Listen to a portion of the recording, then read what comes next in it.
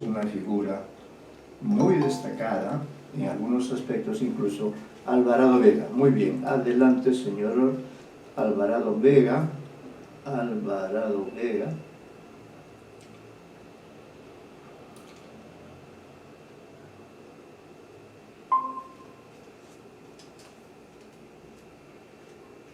¿Alguien más ingresó? No, solo el señor Alvarado Vega. Buenas tardes, señor Alvarado Vega. Ya estamos listos acá, como siempre, para desarrollar la clase sobre un autor que hemos dicho que es muy importante, ya que acabamos de ver Vargas Llosa. Yo diría que hay en algunos puntos ciertas coincidencias entre don Mario Vargas Llosa, a quien acabamos de visitar en la clase que acaba de terminar, y el escritor del que vamos a hablar hoy, que es Leopoldo Lugones, un escritor argentino, que vive entre el siglo XIX y el siglo XX, ¿no? Y como les digo, tiene algunas semejanzas, porque igual que Mario Vargas Llosa, Leopoldo Lugones también tenía una personalidad fuerte. Adelante, Aparicio Figueroa. Aparicio Figueroa.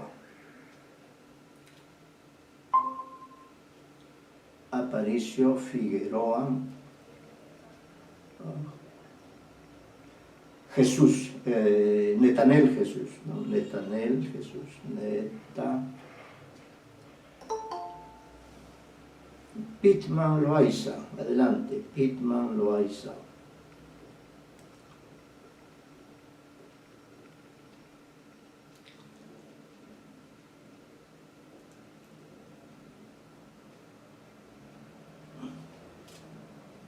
Alvarado, luego está Aparicio Figueroa, señor Christopher Pitman Loaiza. Tres alumnos en la clase, esperemos unos minutos para comenzar a hablar acerca de un gran escritor que, dicho sea de paso, es un gran escritor tanto en el siglo XIX, que es la literatura que estamos estudiando, como también en parte de la década del 20, ¿no? Es decir, es un autor que desarrolla su trayectoria personal, literaria, política, filosófica, etc. en la última parte del siglo XIX, llega a vivir hasta el año 1938 y muere por mano propia, es decir, se suicida, ¿no? Se suicida, lo vamos a decir, pero adelantamos ahora, ya que hay un auditorio, pero quisiera sí señalar que es un autor al cual ustedes deben leer, ¿no?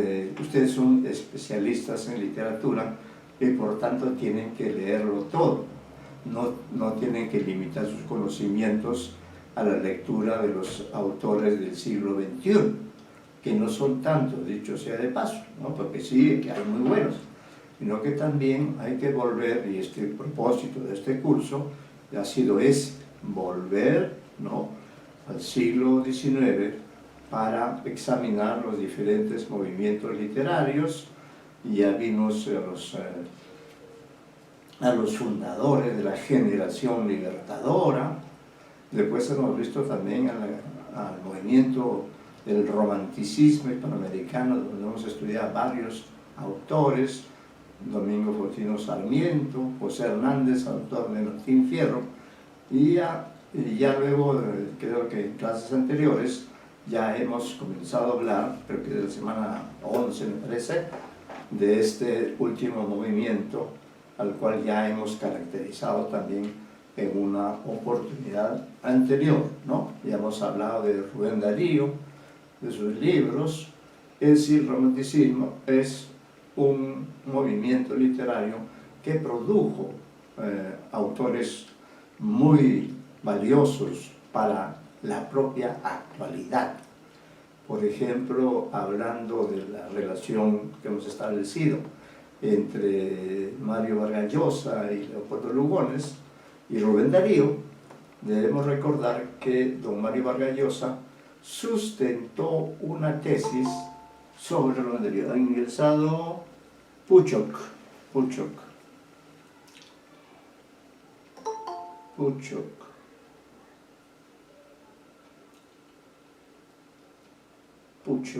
Vamos a ver dónde está. También ha ingresado Amaro Pinazo, 5, Amaro Pinazo.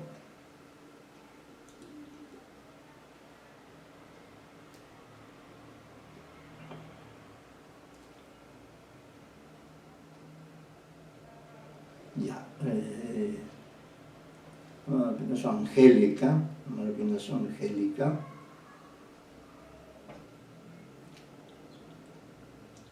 Están presentes entonces Alvarado Vega, es lo que estoy viendo, ¿no? Pues se registran su asistencia, no se olviden.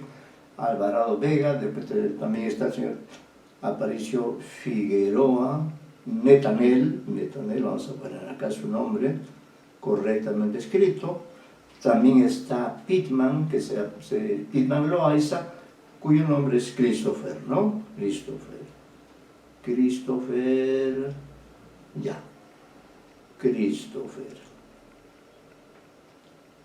y el Puchok, por ahí veo que ha ingresado, pero no lo veo en mi...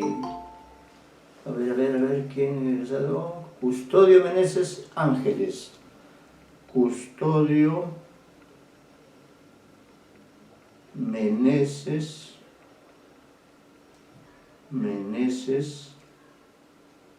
Ángeles.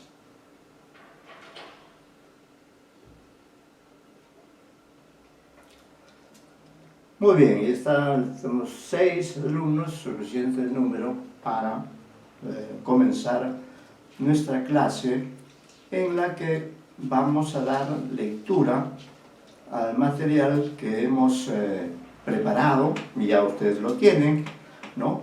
El material que está dedicado a un autor muy importante, e insisto en esto, que es Leopoldo Lugones, ¿no? En realidad, Leopoldo Lugones es tan importante como Rubén Darío.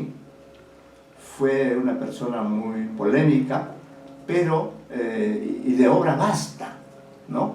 Y entonces conviene que ustedes, con estos datos que vamos a proporcionar nosotros acerca de Leopoldo Lugones, ¿no?, ustedes se puedan interesar en su obra, que es una obra grandiosa, y por eso incluso vamos a recurrir a otros documentos, a otras fuentes, para tratar de dar una visión, si se quiere, significativa de Leopoldo Lugones, que en su tiempo fue una persona muy importante. Es Stephanie Xiomara Paulino Serva.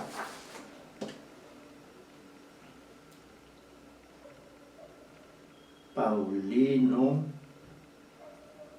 Serva Stephanie.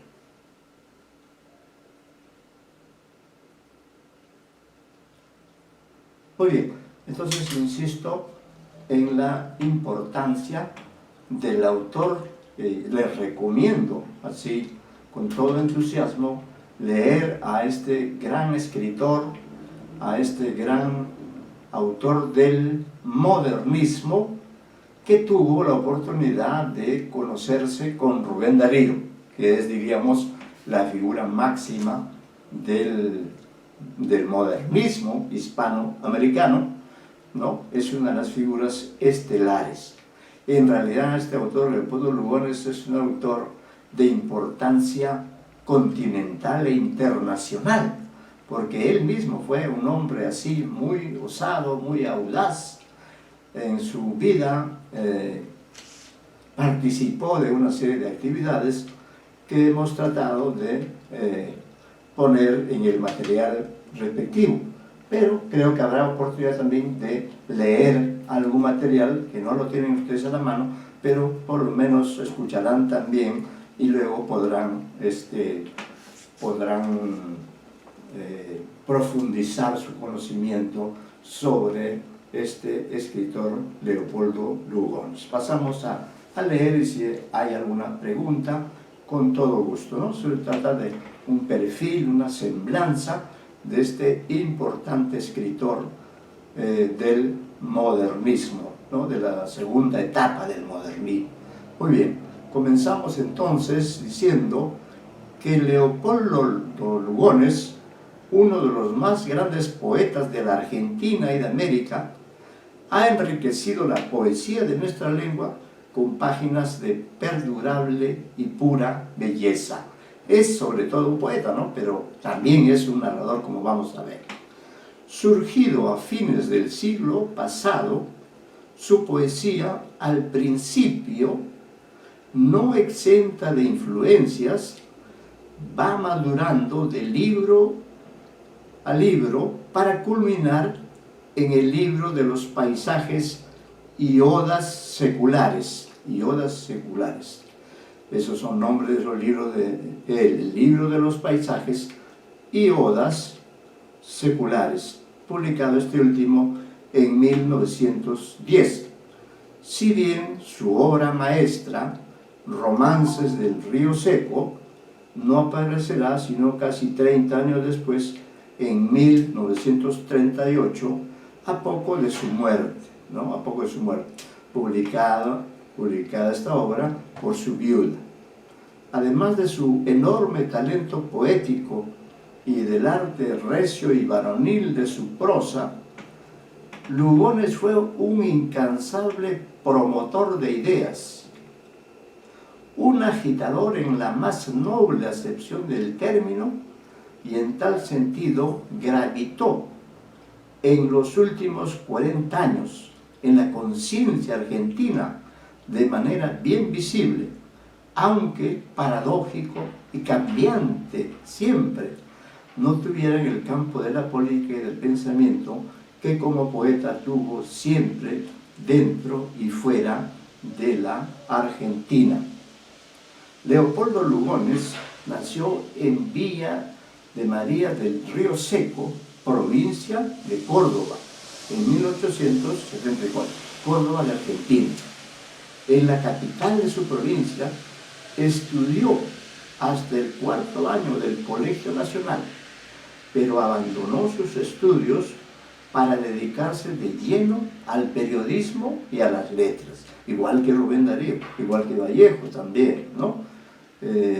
Abandonó sus estudios, dice, para dedicarse de lleno al periodismo y a las letras. Así lo vemos hacer sus primeras armas en el interior, debe ser el nombre de un periódico, de Córdoba, y otras publicaciones locales bajo el seudónimo de Gil Paz. Gil Paz es un seudónimo que utiliza Leopoldo Lugones. Escribe prosas y versos de subido color revolucionario. En 1893, a los 19 años, publica su primer libro, llamado Los Mundos, que no tuvo resonancia alguna y que el mismo autor olvidó incluir luego en la lista de sus obras. En 1895, o sea, al final del siglo XIX, decide trasladarse a Buenos Aires, pero el viaje fue aplazado por causas imprevistas hasta el año siguiente, es decir, el viaje finalmente se realizó en 1896. Se conserva una carta del poeta cordobés Carlos Romagosa, dirigida a Mariano de Bedia, cuyo seudónimo era Juan Cancio, en la que, al recomendarle al joven poeta que bajaba la conquista de Buenos Aires, hacía de él una admirable semblanza y aventuraba palabras sobre su porvenir que resultaron proféticas. Es decir, que Leopoldo Lugones le pidió a este señor, a este poeta llamado Carlos Romagosa, escribió una carta a Mariano de Bedia, como hemos dicho aquí, ¿no? Entonces Carlos Romagosa, refiriéndose a que Leopoldo Lugones es toda una promesa en las letras, le dice, en esa carta que manda Carlos Romagosa a Mariano de Bedia, dice, ha escrito mucho, dice la carta fechada en Córdoba en febrero de 1896, colaborando en diarios y revistas de esta ciudad, y puedo asegurarle que desde sus primeros ensayos dejó vislumbrar que había en él un literato y un poeta de alto vuelo. Desde que esgrimió la pluma, hizo notar el temple magnífico de su estilo, con rasgos enérgicos y esplendorosos. Escribe en prosa y en verso con la misma facilidad y con el mismo estilo exuberante y resplandeciente. Pero en el verso, que él labra y cincela con la pasión de un lapidario, es donde hace vibrar todas las energías estéticas y donde derrama a raudales los extraños fulgores de su mente. Hasta allí la carta de recomendación dirigida a Mariano Bedia, ¿no? Y mediante esta carta pues se presentaba, ¿no? Romagosa habla también de sus ideas avanzadas y dice de Lugones que, comillas, abro cita, exaltadísimo en todas sus pasiones, cierro cita, y en todos sus propósitos, abro cita, es liberal rojo, subversivo e incendiario. Señala asimismo la gran admiración del poeta por Alma Fuerte, del que advierte fuertes influencias en sus versos de entonces. Alma Fuertes es el seudónimo de otro escritor argentino. Por este precioso documento, ¿no?, de presentación, de alabanza a Lugones, por este precioso documento que nos da idea de Lugones, de su iniciación literaria, sabemos también que, como contraste con los poetas de su tiempo, no era bohemio, y que pertenecía, abro cita, a una familia pobre, pero distinguida de esa sociedad, cierro comillas, y que no había salido nunca de su provincia. Romagosa decía en su carta que Lugones, a quien reputaba ya como el más grande poeta argentino de esa época, llegaría a ser pronto uno de los más inspirados y originales poetas de América. Estamos hablando de fines del siglo XIX. En 1896 llega pues Lugones a Buenos Aires, y es el generoso espíritu de Mariano Bedia quien lo introduce en el ambiente literario de la época, caldeado con el advenimiento del modernismo, cuyo jefe, Rubén Darío, preparaba a la sazón sus libros triunfales, prosas profanas y los raros. Rubén Darío recuerda en su autobiografía el primer encuentro en el Ateneo. El Ateneo es una famosa librería en Buenos Aires que he tenido oportunidad de conocer, y es una librería y al mismo tiempo es como una sala de teatro, ¿no? Entonces, en ese lugar maravilloso, desde aquellos tiempos, allí Rubén Darío recuerda en su autobiografía el primer encuentro en el Ateneo. Así que cuando vayan a Buenos Aires, conozcan el Ateneo, con el que iría luego a ser con Jaime Freire uno de los más fuertes pilares de la nueva escuela. Abro cita: un día apareció Lugones, dice Darío, audaz, joven, fuerte y fiero, como un cachorro de catónquero que viniera de una montaña. Llegaba de su ciudad, de su Córdoba natal, con la seguridad de su triunfo. Nos leyó cosas que nos sedujeron y nos conquistaron, ¿no? Entonces aquí, en esas líneas, hemos resaltado el encuentro de Leopoldo Lugones, un escritor provinciano, como usted también ocurrió en el Perú, que muchos escritores son provincianos y se ven obligados a venir a la capital, a Lima, porque Lima es una tribuna literaria abierta a todo el Perú y abierta también al extranjero. Por eso destaco la importancia de este traslado que hace Leopoldo Lugones desde su provincia de Córdoba. Es una provincia muy interesante, ¿no? Pero él también se ve obligado, como la mayoría de los escritores, a migrar desde su provincia Córdoba hasta Buenos Aires, la gran capital platense, que en esos años gozaba de un esplendor. Y en parte de ese esplendor es esta librería y sala de teatro llamada El Ateneo, que recomiendo visitar cuando ustedes vayan a Buenos Aires. Sigamos con Lugones. Durante un tiempo, Lugones fue empleado, como el mismo Darío, de correos y telégrafos, y de 1900 a 1906, con interrupción en 1903, inspector de enseñanza secundaria, ¿no? Estaba especializado también en temas de educación. En 1906 hizo un viaje a Europa y visitó Francia, Alemania, Suecia y Noruega, ¿no? Es decir, como todos nuestros escritores, siempre han querido conocer Europa, y lo hizo también Lugones. En 1911, es decir, 5 años después, hizo su segundo viaje y se radicó en París, la capital de la cultura, ¿no? Se radicó en París, donde fundó le Revue Sud-Américaine, o sea, en francés, ¿no? Hasta los primeros meses del año 14, de 1914, fecha en la que regresa a su patria. Probablemente también porque en 1914 comenzó la Primera Guerra Mundial, ¿no? La Primera Guerra Mundial, y él felizmente ese año se regresa a su patria. Esa guerra duró varios años, creo que fue de 1914 a 1918, 19, 4 o 5 años de guerra, ¿no?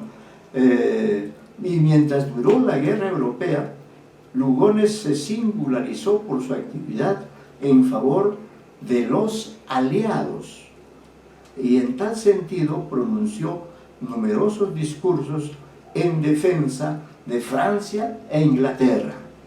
Nombrado director de la Biblioteca del Maestro, dependiente del Consejo Nacional de Educación, desempeñó ese puesto hasta su muerte, ¿no? Claro, es algo que se entiende que un escritor obtenga un trabajo en una biblioteca. Eso le pasó también a Jorge Luis Borges, a quien ya hemos estudiado en otro curso, y bueno, allí, y recuerdo que hay un crítico chileno, Oscar Hahn, que hace referencia a esa relación de Borges con Lugones, ¿no? Muy bien. En 1923 pronunció su célebre ciclo de conferencias militaristas y antidemocráticas que señalaron el comienzo de una evolución de la política argentina en ese sentido. Y esta actitud se repitió al año siguiente en la conferencia pronunciada en el Perú. O sea, Lugones estuvo en el Perú, ¿no? A cuyas fiestas del centenario, claro, con la batalla de Ayacucho, ¿no? En 1924, en la batalla de Ayacucho se logra la independencia americana, ¿no? Entonces él había asistido como delegado de varias instituciones de la Argentina. En 1924 representó a la Argentina en la Comisión de Cooperación Intelectual de la Liga de las Naciones, y en 1926 obtuvo el primer Premio Nacional de Literatura. en febrero de 1938, puso fin a su vida en una isla del Tigre. El Tigre es un río que creo que pasa por Buenos Aires. Claro, como es un río inmenso, en alguna parte del recorrido hay una isla. Hasta ahí se fue Leopoldo Lugones y allí se hizo un preparado de alguna bebida, un vino probablemente, y arsénico, bebió eso y por supuesto murió, ¿no? Murió, tuvo esa muerte trágica de su propia mano. La vasta obra de Lugones, publicó en vida más de una treintena de libros, es abundante y múltiple, aunque alcanzó mayor fuerza y originalidad como poeta. Dejó valiosos libros en prosa, cuentos, novelas, ensayos, etc., y otras que abarcan distintas disciplinas: historia, didáctica, lingüística, filosofía, ciencias. Por último, queda su producción no reunida en libros, diseminada en diarios y revista, especialmente en La Nación. La Nación fue el periódico de Buenos Aires que antes había acogido a Rubén Darío y que posteriormente, a la llegada de Lugones a Buenos Aires, también el de Lugones fue un colaborador de este importante periódico, La Nación, que aquí en el Perú el equivalente sería El Comercio, ¿no? El diario El Comercio, que se fundó también en 1839. Pero lamentablemente la pandemia ha hecho que el Comercio baje su lectoría, ¿no? su número de lectores. Bien, vamos a hablar de su primer libro, que se llama Las Montañas del Oro, en 1897, es decir, un año después de haber llegado a Buenos Aires. Las Montañas, su libro inicial, si no se cuentan los mundos, simple aventura juvenil, fue un libro muy discutido, elogiado y negado a la vez por sus contemporáneos. Abro cita: libro extraño, dice de él José de San Martín en Mis Profetas Locos. Predomina en él la nota grandiosa, cósmica, y de todas las influencias fáciles de rastrear en sus páginas encendidas y a menudo bellísimas, Hugo, Poe, Baudelaire, la del primero es la que predomina.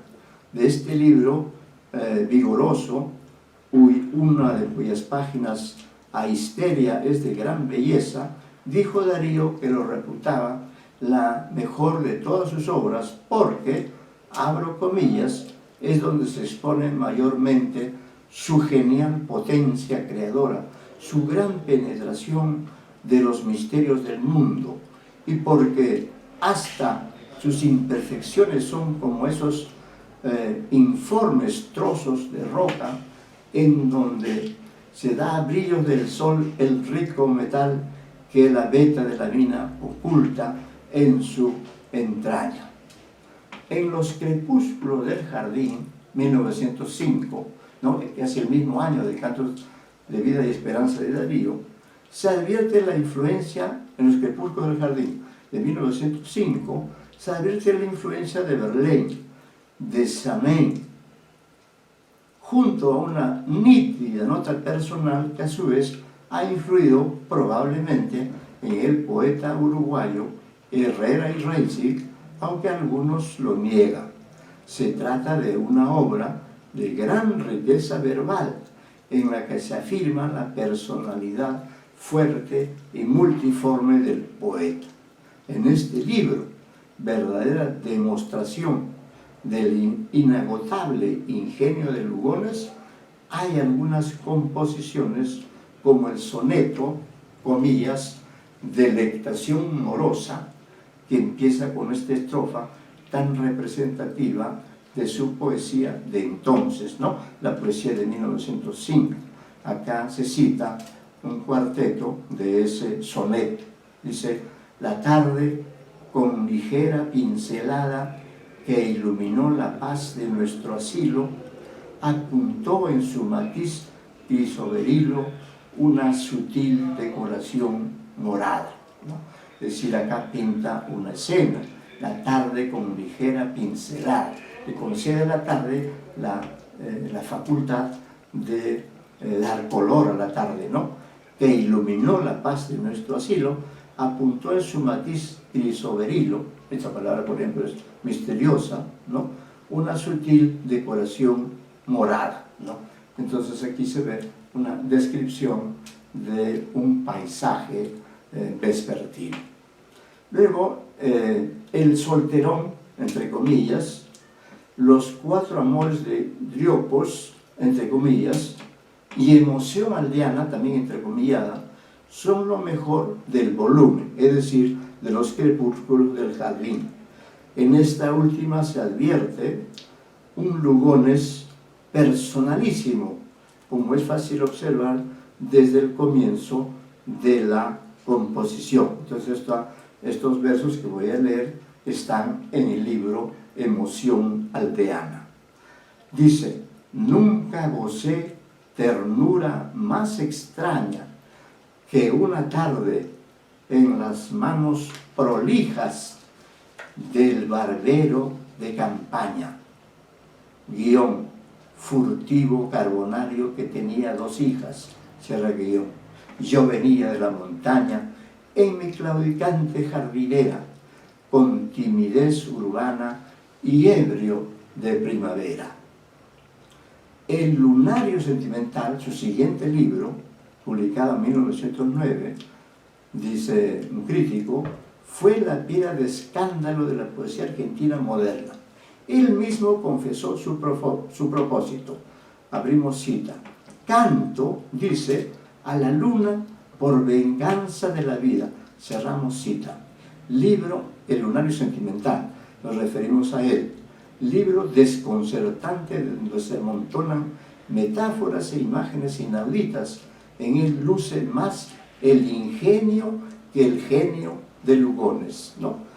Su humorismo, dice de esta obra Carlos Obligado en La cueva del fósil, libro donde se estudia en forma de amenos diálogos la obra de Lugones, cerramos el guión, su humorismo, que hasta ironía es a veces, lo extrae principalmente del espectáculo de las cosas inanimadas y no de los hombres. De este libro en el que la crítica ha señalado las influencias de Jules Lafosse, L'imitation de Notre-Dame-la-Lune, y de Théodore de Banville, se destacan por los característicos Himno a la Luna, Luna Bohemia y Fuegos Artificiales.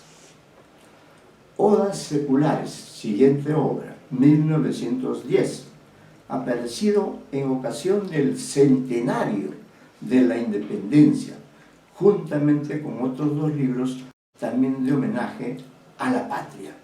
Piedras Liminares y Prometeo marca en esta primera época de la poesía de Lugones el momento de su culminación. Libro, se refiere a odas seculares, libro de noble y bella poesía, de sabor virgiliano en cuanto a su interpretación de la naturaleza, pero de acento y sentido profundamente argentinos. En él se canta nuestro campo, a los ganados, a las producciones agrícolas, a la Revolución de Mayo, a los próceres, etc. Su página más notable es la, comillas, Oda a los ganados y a las mieses. Con este libro, Lugones empieza a desasirse de influencias extrañas y nos da algo bien suyo.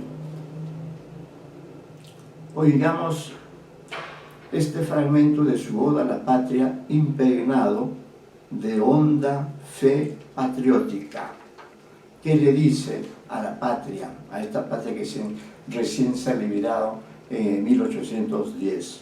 Le dice: brinda a los oprimidos tu regazo, con aquel ademán largo y seguro, que designa en la estética del brazo una serenidad de mármol puro, prolongando en justicia tu honra de antes, cimenta así tus seculares torres, sea tu aderezo de diamantes el tesoro de lágrimas que ahorres, ¿no? Como podemos apreciar, es un lenguaje poético muy alturado, muy elaborado, ¿no? Muy sofisticado, el que emplea en este poema dirigido a la patria, en tono solemne, ¿no? Nada sencillo, por ejemplo, como José Martí, que habla de manera cariñosa, afectuosa, de manera sencilla. En cambio, Leopoldo Lugones es otro tipo de personalidad, es una personalidad dominante, de una gran cultura, de una gran erudición, de un gran manejo del lenguaje, del léxico. Y por eso repito la lectura de este poema dirigido a la patria. Le dice: brinda a los oprimidos tu regazo, ¿no? Es la madre, la patria es como una madre, por eso dice: brinda a los oprimidos tu regazo, con aquel ademán largo y seguro que designa en la estética del brazo una serenidad de mármol puro, prolongando en justicia tu honra de antes, cimenta así tus seculares torres y sea tu aderezo de diamantes el tesoro de lágrimas que ahorres. Luego, a las odas seculares siguen El libro fiel, 1902, de carácter amatorio, con bellas páginas, pero carentes de la emoción y hondura propias de la verdadera pasión. Un amor con más literatura que emoción, aunque abundan, como en La joven esposa, las notas de fino y delicado lirismo. El libro de los paisajes, 1917, dedicado a la naturaleza, motivo que juntamente con el amor polariza su poesía lírica por oposición a los temas civiles de las montañas del oro y odas seculares. Las horas doradas, 1922, en el que sobresalen, comillas, El dorador, que abre el volumen rico en sugestiones filosóficas. Lugones en filosofía fue siempre confesadamente estoico, y música de cámara. Publicó varios libros más y por último su obra póstuma Los romances del río seco, 1938, su mejor y más perdurable obra. Vamos a leer aquí lo que dice un famoso escritor mexicano que quizá ustedes no hayan leído. Les recomiendo, anoten el nombre de este autor. Yo recuerdo haber leído cuando estaba en la universidad un libro breve, ¿no? Así como este o como este. Acá tengo un libro de Lugones, y un libro muy bonito donde hablaba de la experiencia literaria. Es un libro que Alfonso Reyes, gran escritor mexicano, escribió, además de muchos otros libros. Alfonso Reyes hizo una traducción de la Ilíada. Imagínense ustedes, desde el griego antiguo hasta el castellano moderno, hasta el español moderno, incluso en verso, ¿no? Porque originalmente la Ilíada está escrita en versos y nosotros ya la hemos leído convertida en prosa. Pero Alfonso Reyes, en aquellos años,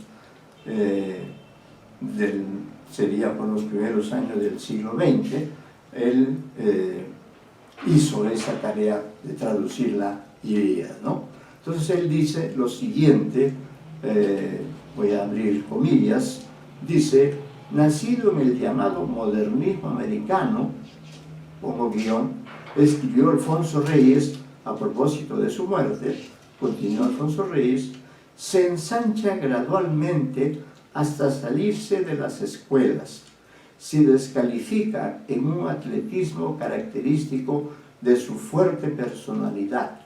Acoge toda la sustancia, desde la mortecina seda hasta el bronce implacable, y todavía en los últimos años lo encontramos en plena evolución, en vida constante, inclinado amorosamente sobre los asuntos populares y escribiendo sencillos poemas del tipo de nuestros corridos mexicanos, poemas impregnados de intenso aroma folclórico que saben a hierbas en sanjuanera y a recién ordeñada leche. Allí termina la cita de Alfonso Reyes.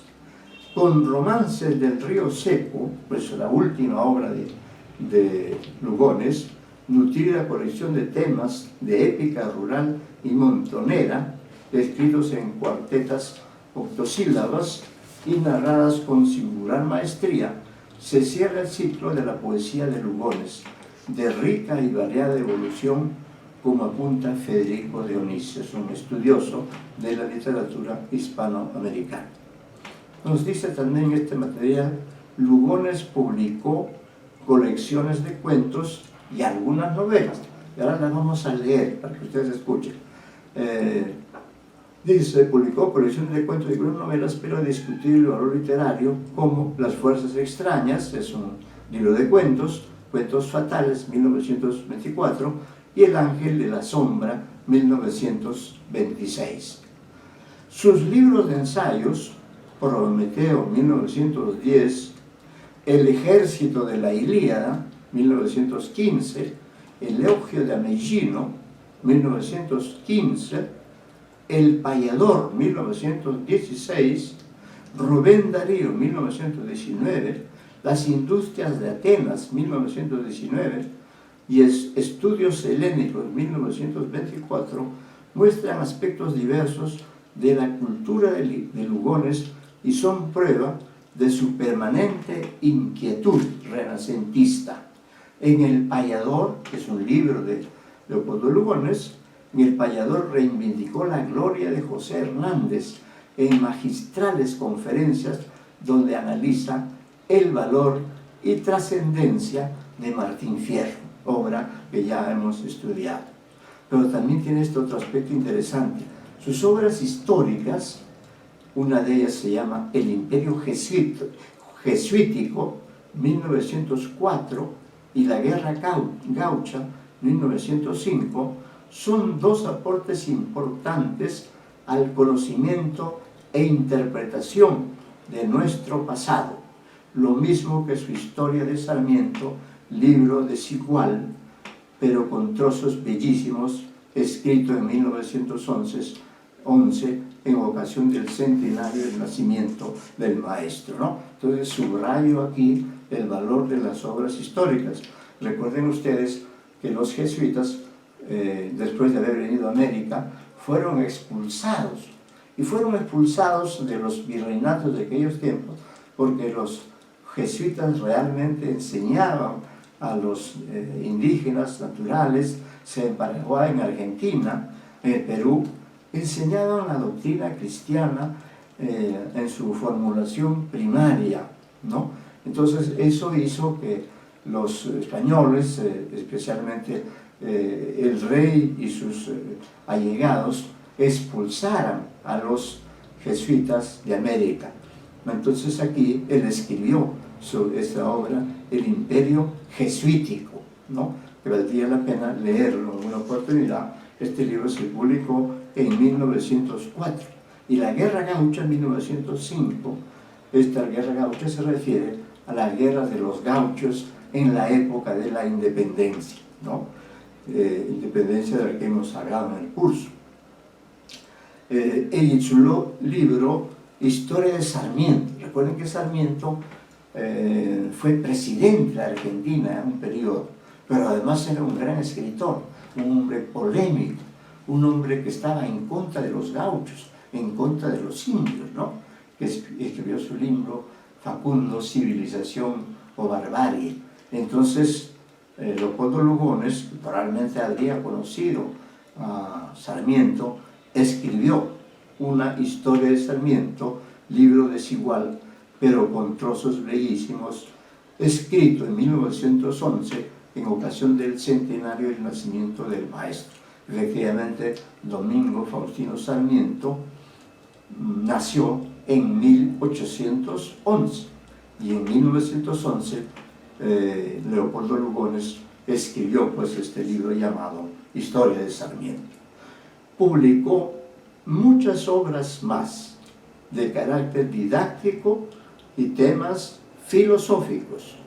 Polemista violento y argumentador, son de destacarse, entre otras polémicas célebres, la que mantuvo durante años a propósito de la rima, ¿no?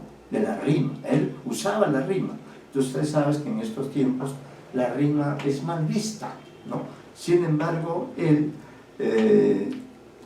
estaba porque el poeta utilice la rima, en cuya defensa libró serias batallas frente a los nuevos poetas y que le hizo decir en un momento de belicosidad: no es el poeta quien abandona la rima, sino la rima quien abandona al mal poeta, ¿no?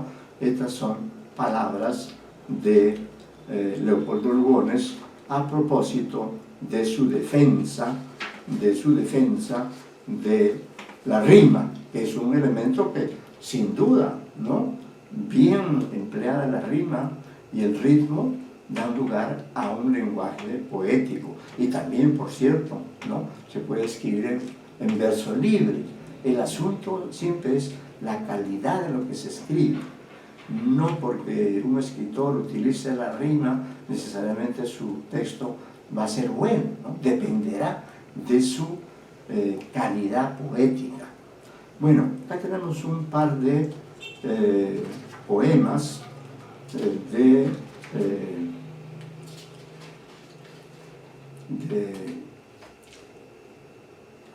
Leopoldo Lugones. Pues vamos a, antes de leer los poemas, vamos a leer algunos relatos de Leopoldo Lugones de este libro que se llama Cuentos Fantásticos, ¿no? Para que vean esa faceta, como Leopoldo Lugones no solo era un gran poeta, sino también que en el campo de la narrativa, del cuento y la novela, él también aportó obras importantes. Acá tengo este libro que se llama Cuentos Fantásticos, Leopoldo Lugones. De allí voy a leer, creo que 2 relatos, luego tengo un relato más extenso. Vamos a leer, esto sí no está en su material, pero es breve, lo voy a leer. Y antes de leer, quiero recordarles entonces que Leopoldo Lugones era un hombre ávido de saber, es decir, él tenía hambre de conocimiento.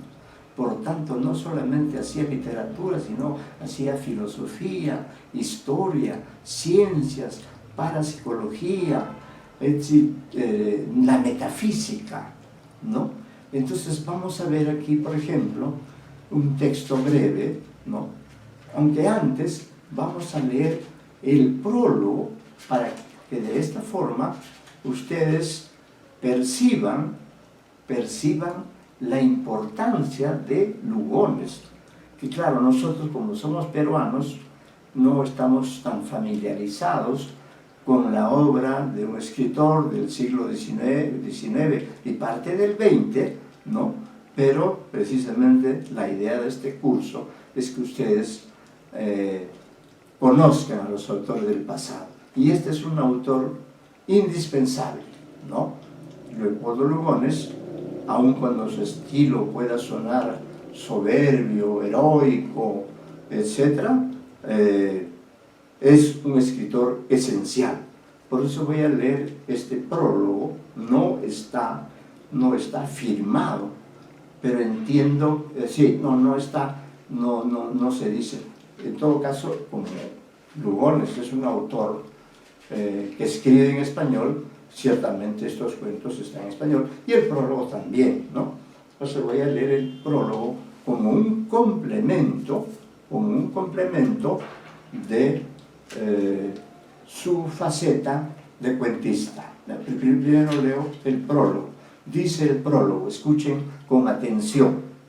Dice Jorge Luis Borges que, abro cita, si tuviéramos que cifrar en un hombre todo el proceso de la literatura argentina, ese hombre sería indiscutiblemente Lugones. Eso es lo que dice. Imagínense ustedes, Jorge Luis Borges, nada menos, ¿no? Que dice, si tuviéramos que cifrar en un hombre todo el proceso de la literatura argentina, ese hombre sería indiscutiblemente Lugones. Cerramos ahí lo que dijo Borges sobre Lugones.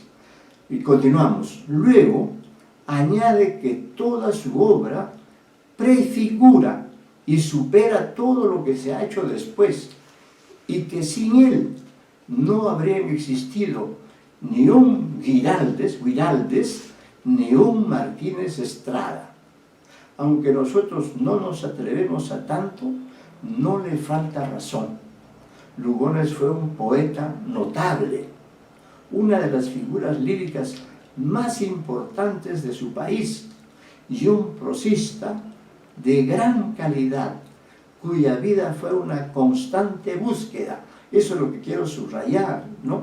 Un prosista de gran calidad, cuya vida fue una constante búsqueda, no solo literaria, sino también humana, hasta el punto de que muchos estudiosos hablan de la literatura argentina, comillas, abro cita, antes y después de Lugones, cierro cita. Y repite aquí los datos que ya les he dado, pero como es parte de un prólogo, lo voy a leer. Dice, nació en Río Seco, provincia de Córdoba, Argentina, en 1874, y se suicidó en una de las islas del archipiélago del Tigre, sobre el río Paraná, en febrero de 1938. Murió el mismo año que Vallejo. Pertenecía a una familia de larga tradición militar, pero no pudo dedicarse a la carrera de las armas por culpa de su miopía, de modo que, tras pasar la niñez y la adolescencia en su tierra natal y un breve periodo en Santiago del Estero, se trasladó a Buenos Aires, como ya hemos visto, en 1896 y allí permaneció hasta su muerte. Se dedicó al periodismo durante toda su vida, vivió de su pluma y de un mísero sueldo que ganaba como director de la biblioteca del maestro, y nunca se vio favorecido por la fortuna. Tampoco medró en política, a pesar de sus fervorosas militancias. Es decir, un hombre que fue cambiando de posición política. De joven fue un ácrata convencido, es decir, un anarquista, ¿no? Un ácrata convencido. Luego se pasó al socialismo con todo el ardor de su naturaleza apasionada.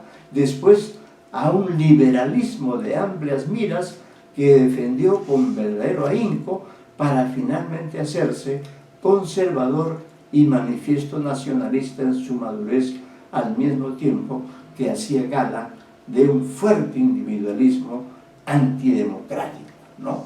Esto se puede sintetizar entonces en esta frase que se emplea muchas veces cuando se dice de joven incendiario y de viejo bombero, ¿no? Y así fue realmente Leopoldo Lugones.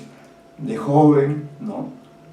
Fue muy revolucionario, muy agitador de las conciencias, pero de viejo se volvió conservador, ¿no?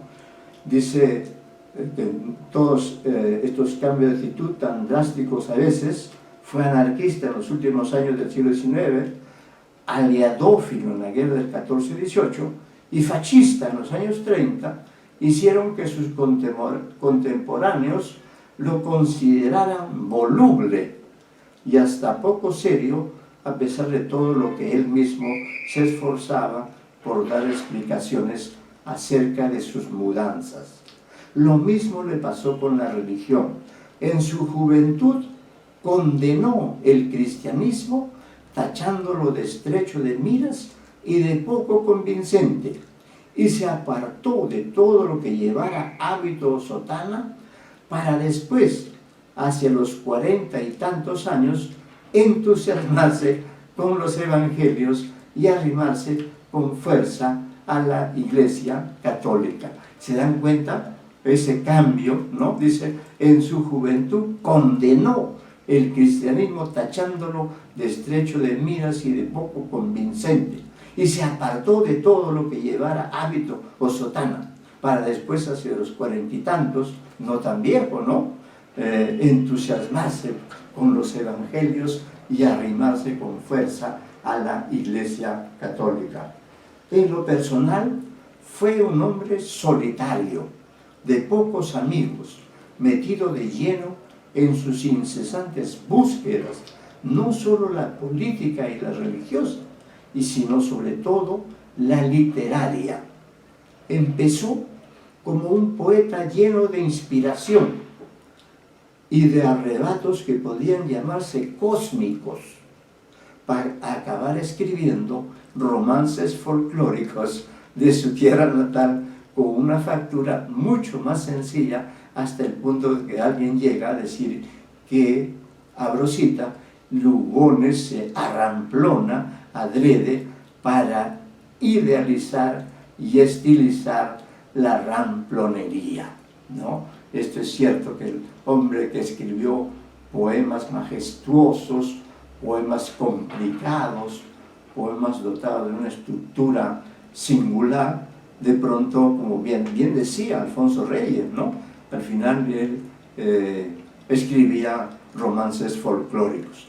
Esto se traduce en una constante renovación de su estilo, que primero es romántico a lo Hugo y Baudelaire, Poe y Pilman, luego se hace convencional y parnasiano, para finalmente volverse a renovar cuando publica su Lunario Sentimental, entre paréntesis, al que algunos llamaron, comillas, la piedra de escándalo de la poesía argentina, y en el que prescinde de la métrica, aunque no de la rima. Recuerden que él había defendido la rima, y donde se apoya especialmente en la metáfora, algo que luego seguirían haciendo los ultraístas, ¿no? Es decir, la obra de Lugones fue evolucionando siempre, y como dice José Miguel Oviedo, a quien también vamos a leer, efectivamente Lugones fue más allá del modernismo, ¿no? Y casi se adivina en sus versos, en sus poemas, la presencia del vanguardismo, o sea que fue una especie de precursor del vanguardismo, es posterior pues a 1915, 1920, ¿no? Dice, como prosista, aborda numerosas disciplinas humanísticas y científicas, y toda su obra está marcada por una firme voluntad de expresión estética y de servicio a su país. Sus cuentos, quizá lo más conocido de su obra en prosa, los escribe desde 1894 hasta un par de semanas antes de su muerte, y es el escritor más prolífico de relatos breves en toda la literatura en castellano. Tiene por lo menos 150, de los que él mismo seleccionó unos 90, que son los que publicó en vida. En ellos presenta una gran variedad de temas en los que predomina el esoterismo, lo absurdo, lo mágico, una acción paranormal en un fenómeno inexplicable, un tema sobrenatural como el de la lluvia de fuego, situaciones insólitas como Isur. Isur es con Y, Isur. Ese texto lo tenemos aquí. Isur, un relato que inaugura en Argentina la ficción científica, ¿no? Ese es el relato Isur, un relato que inaugura en Argentina la ficción científica, alusiones literarias como Francesca, con reminiscencias del Dante, o Abuela Julieta, una delicada y hermosa historia de amor inspirada en Shakespeare. Como vemos, Lugones tenía una gran cultura universal, ¿no? Aunque es mejor poeta que prosista, su prosa es impecable, bella, con muchas imágenes y metáforas extremadamente seductoras, fuertemente influidas por el temperamento lírico del autor y muy comprometidas en su lucha personal. Por ejemplo, en los 23 relatos que forman la Guerra Gaucha, que no he tenido oportunidad de conseguir, no solo se muestra muy preocupado por la estética, sino que además deja ver su ferviente nacionalismo, pero su verdadera potencia como narrador se expresa en los cuentos llenos de imaginación y de poesía, de misterio en muchos de ellos. En general, Leopoldo Lugones es no solo un gran poeta, sino también un prosista extremadamente interesante que influyó sobremanera en las letras argentinas, ¿no? He querido leer este prólogo porque quiero resaltar la importancia de Leopoldo Lugones, la importancia que ustedes deben darle, que como son estudiantes de literatura, necesariamente tienen que leer, ¿no? Tienen que leer a Lugones, aunque digamos en su poesía, ¿no? En su poesía es un poco difícil de entender, pero ahí se nota una calidad en el uso de las metáforas, en el uso de la sintaxis, en fin, ¿no? Entonces vamos a leer algunos cuentos breves que luego quizá merezcan algún comentario. Miren el título de este primer relato que voy a leer. Dice: el descubrimiento de la circunferencia. Ojo, miren, el título es grandioso. El descubrimiento de la circunferencia. ¿Qué es una circunferencia? ¿Me podría decir alguno de ustedes?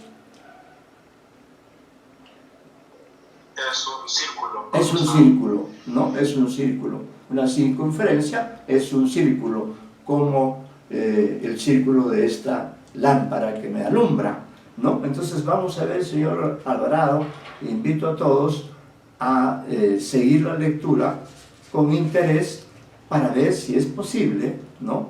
Que Lugones nos capture con sus relatos, ¿no? Como este que se le ocurrió. Dice así este cuento: el descubrimiento de la circunferencia. Plinio Malabar, miren el nombre del protagonista, Plinio Malabar era un loco, cuya locura consistía en no adoptar una posición cualquiera, sentado, de a pie o acostado, sin rodearse previamente con un círculo que trazaba con una tiza. Llevaba siempre una tiza consigo, que reemplazaba con un carbón cuando sus compañeros de manicomio se la sustraían, y con un palo si se hallaba en un sitio sin embaldosar.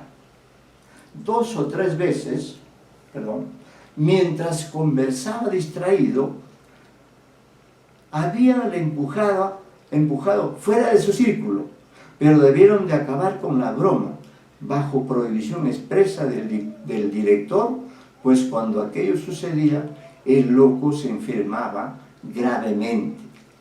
Fuera de esto, era un individuo apacible, que conversaba con suma discreción y hasta reía piadosamente de su locura, sin dejar, eso sí, de vigilar con avisor disimulo su círculo protector.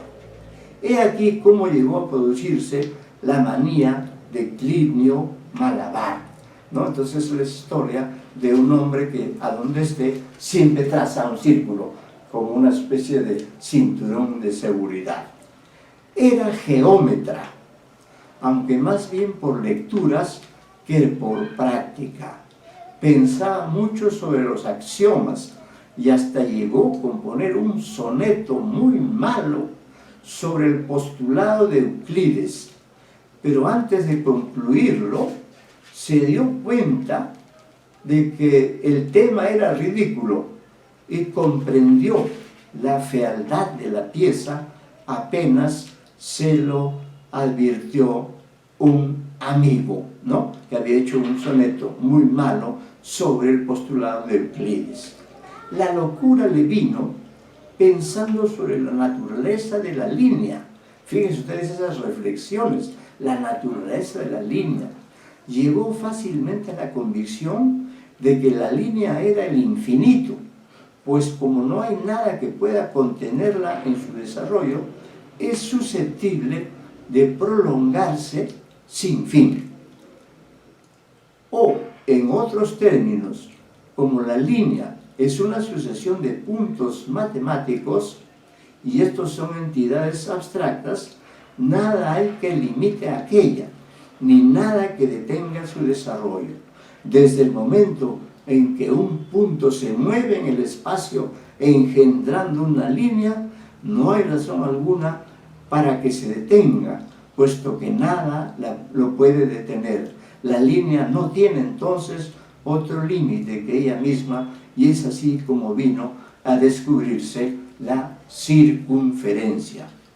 Tan pronto como Plinio realizó este descubrimiento, comprendió que la circunferencia era la razón misma del ser, realizando también simultáneamente este otro descubrimiento, 2 puntos, que la muerte anula el ser cuando éste ha perdido el concepto de la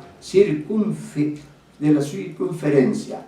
Así explicaba el médico interno el caso de Plinio Malabar. Este sostenía aún un complemento de su idea. Todo ser, decía, es una convicción matemática. Miren qué atrayente definición. Todo ser, decía, es una convicción matemática. Pregúntense ustedes mismos, ¿soy yo una convicción matemática? Quizás sí, ¿no? Porque somos un número. Y por ejemplo, en el colegio, me acuerdo, cuando llamaban la lista, no llamaban con los apellidos y los nombres, sino con los números. 1, 2, 3, etcétera, ¿no? Entonces, tan pronto como Plinio realizó este descubrimiento, comprendió que la circunferencia era la razón misma del ser, realizando también simultáneamente este otro descubrimiento, que la muerte anula el ser, cuando éste ha perdido el concepto de la circunferencia. Entonces la circunferencia es algo esencial para vivir, ¿no? Así explicaba el médico interno el caso de Plinio Malabar. Este sostenía un complemento de su idea. Todo ser, decía, es una convención matemática.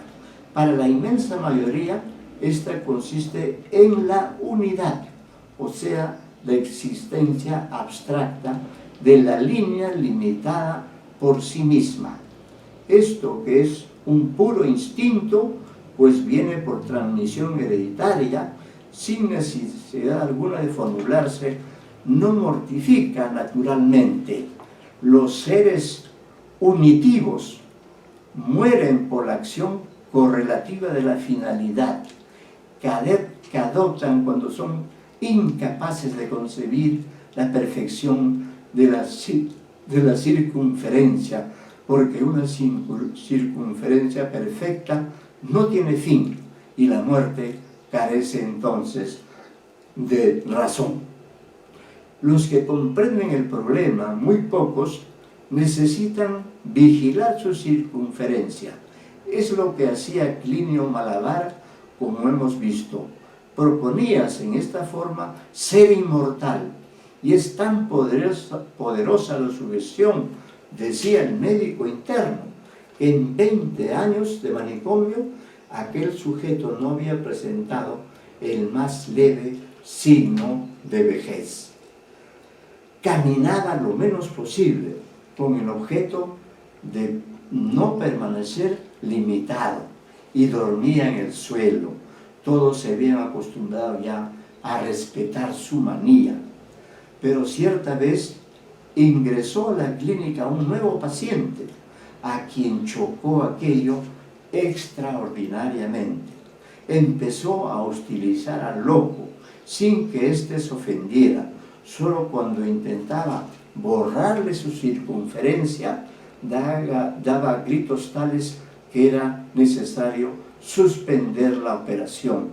Desde aquel día el loco empezó a describir en todos los parajes ocultos de las oficinas y de los patios círculos de repuesto para usarlos en un caso de apuro.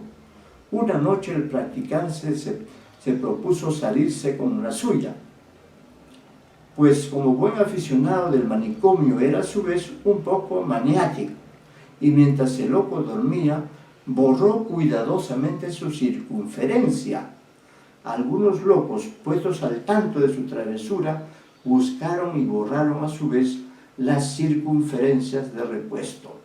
Plinio Malabar no se levantó, había muerto al desvanecerse su limitación geográfica. El incidente hizo algún ruido, si bien no se le dio la ulterioridad judicial que reclamaba en homenaje al decoro profesional, pero los locos quedaron tan impresionados que desde ese día empezaron a ir por todas partes la voz de Plinio Malabar. Por la noche habló más de 2 minutos debajo de una cama. A poco se hizo oír en varios puntos de la huerta. Los locos sabían algo, pero no querían decirlo. Lo curioso es que el fenómeno contagió a los ayudantes, quienes juraban haber oído también hablar al loco muerto. Un día a las 11 de la mañana más o menos, comentábamos esto con el médico interno en la galería que, rodeando el patio del hospicio, nos protegía del bravo sol estival.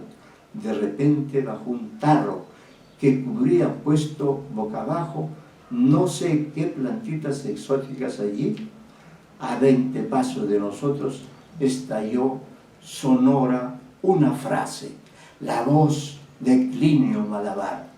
Antes que volviéramos de la impresión, los locos acudieron aullando como vacas al sitio de un degüello. Todo el personal se conmovió.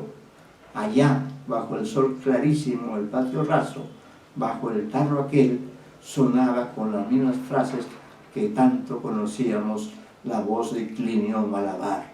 De Plinio Malabar enterrado hacía una semana previa a la más completa autopsia. Los locos nos lanzaban miradas feroces, el personal titiritaba horrorizado, y nosotros mismos no sé a dónde hubiéramos ido a parar si el médico, en un supremo arranque de energía, no vuela el tarro de un puntapié. La voz cesó bruscamente y sobre el cuadro mohoso que la boca del recipiente formara apareció inscrito con tiza uno de los círculos de Plinio Malabar. Entonces he leído este pequeño cuento misterioso, ¿no?, pero que se basa realmente en algo muy sugestivo.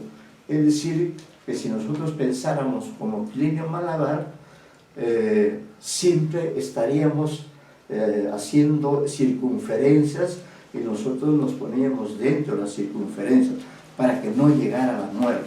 Esta era la manía que tenía este loco. Ahora vamos a tomar aquí este material para agregar también a la lectura algunos datos que no están en nuestro material, pero sí está en este otro material. Vamos a leer aquí, vamos a ver esta parte de su obra ensayística, ¿no? Este es un material que luego quizá se lo podemos alcanzar. Dice, su obra ensayística es tan amplia y variada que tiene un sesgo casi enciclopédico. Ciencia, historia, filosofía, literatura, política, educación, helenismo. De ese caudal tenemos que elegir lo más significativo. En el campo histórico, sin duda, el ya mencionado, el imperio jesuítico, ya hemos hablado de él, que exhibe una ornada prosa barroquizante, y su historia de Sarmiento, Buenos Aires 1911, pese a cierta incoherencia de su redacción y al tono inflamado del elogio. En el campo literario, El Payador, Buenos Aires 1916, del que solo alcanzó a publicar el primer tomo de los 3 previstos, es un impecable modelo de prosa expositiva y un texto clave para la recuperación del Martín Fierro, ¿no? Entonces, si ustedes quieren conocer estos artículos, pues pueden hacerlo, o estos libros, ¿no? Sería bueno conseguir el libro El Payador, donde Leopoldo Lugones se da el lujo de analizar, de examinar y de interpretar la obra El Martín Fierro. Luego dice, y de la poesía gauchesca en general, de la que hemos hablado en el curso, en la investigación lingüística, su diccionario etimológico del castellano, Buenos Aires 1944, otro proyecto descomunal que no pasa de la letra A en más de 600 páginas.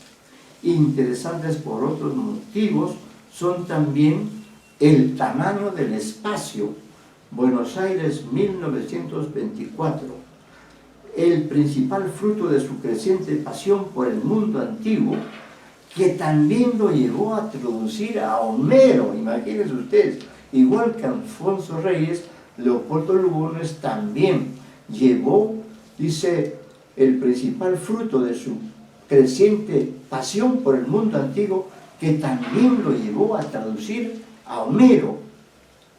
Y Filosifícula, Buenos Aires 1924, libro singular e inclasificable que se presenta como un conjunto de reflexiones y divagaciones de alguien que está filosofando su duda, pero que lo hace mediante breves relatos de tema mitológico y fantasías orientalistas, a las que al final añade un puñado de versos. Puede concluirse que en conjunto la obra de Lugones tiene una grandiosidad desorbitada, tanto en sus aciertos como en sus errores, ¿no? Entonces, acá tengo otro parrafito que también, cuando habla qué cuentos leer de Lugones, dice José Miguel Oviedo, leer cuentos como, comillas, La lluvia de fuego, comillas, Los caballos de Abderramán o La estatua de Sal, que Borges considera entre los mejores del autor, puede dar una idea de su importancia como narrador, que se confirma por la huella que deja en narradores como el mismo Borges, Quiroga, Guiraldes, Bioy Casares y otros. El primero es una pieza ejemplar que difícilmente podemos olvidar o confundir. Se trata de un relato sobrenatural, se refiere a la lluvia de fuego, no precisamente fantástico, por lo que ocurre es real, aunque racionalmente inexplicable. No dudamos de lo que vemos, pero no entendemos bien lo que ocurre. El epígrafe bíblico que el autor añadió al texto en la segunda edición de Las Fuerzas Extrañas, 1926, alude a un castigo que volverá el cielo de hierro y la tierra de cobre, que fácilmente podemos asociar a la plaga ígnea que destruyó a las pecadoras ciudades de Sodoma y Gomorra. pero la época y el ambiente bíblicos no están reconstruidos como algo distante o arqueológico.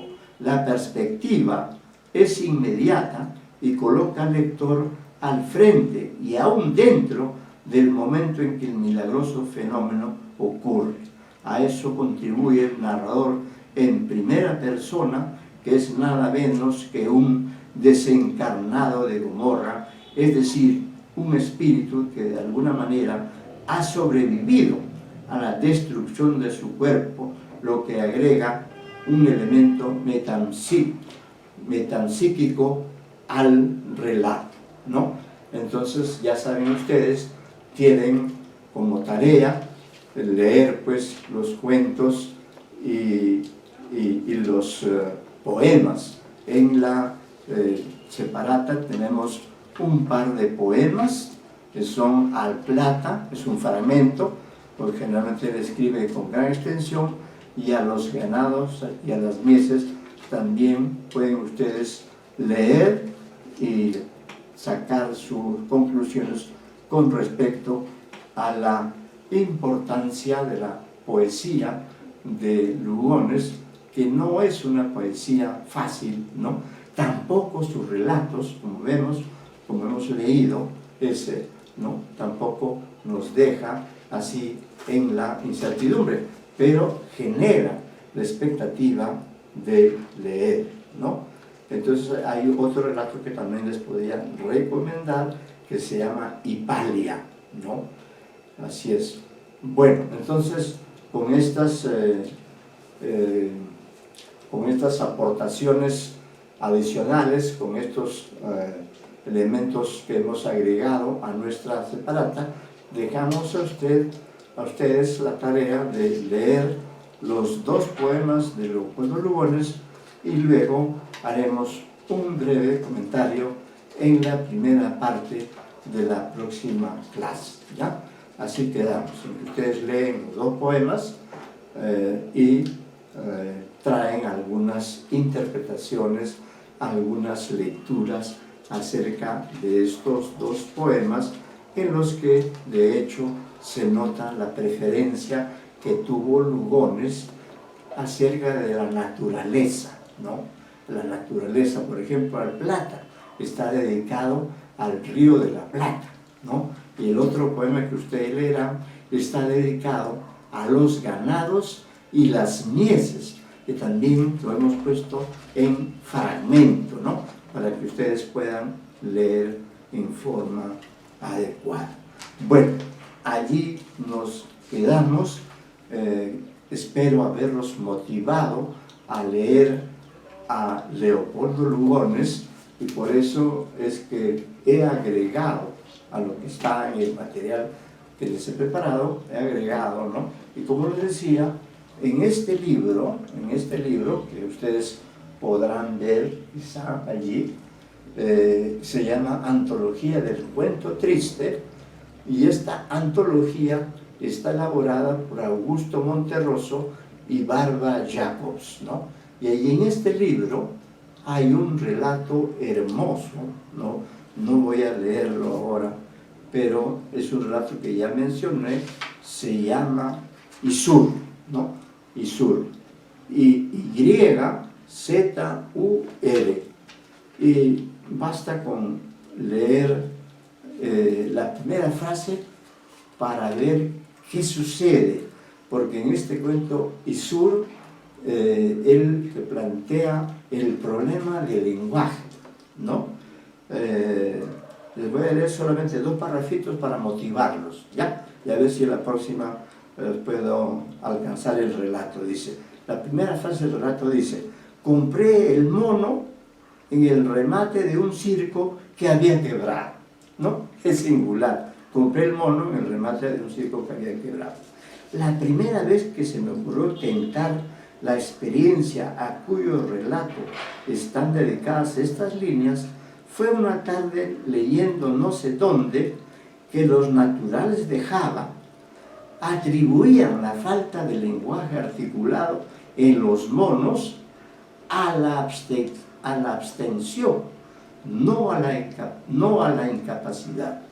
no hablan, decían, entre comillas, para que no los hagan trabajar, ¿no? Entonces este relato parte de una hipótesis bastante curiosa, según la cual los monos, de los cuales nosotros los humanos somos parientes, los monos, según estos naturales de Java, no hablan no porque no sepan hablar, sino simple y llanamente no hablan para que no los hagan trabajar, ¿no?